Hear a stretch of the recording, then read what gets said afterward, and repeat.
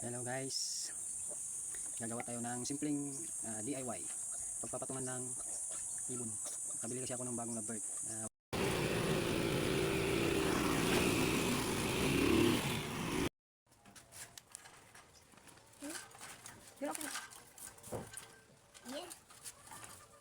Mahihain ka.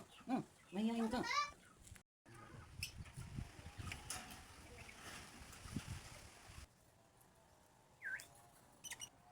Gawa ako ng DIY na patungan. Napakasimple lang. Kasi pag bibilin mo to sa pet shop, nasa mga 150 or 200. Ito lang yung 150, 200 nila. Basic lang. Basic lang yung 200 nila eh.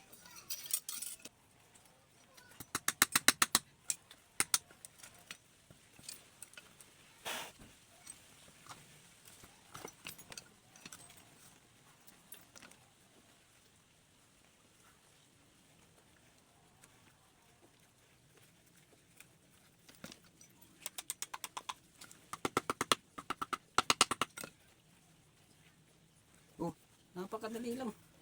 Dalawa agad yung nagawa. Diba? Magkano to? 400 na daw. Or 300. Basic. Pagpatungan ng ibon.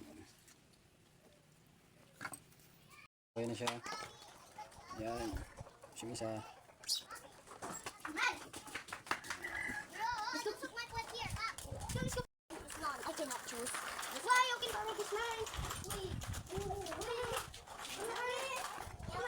Yung isa gagawin ko pa itong isa.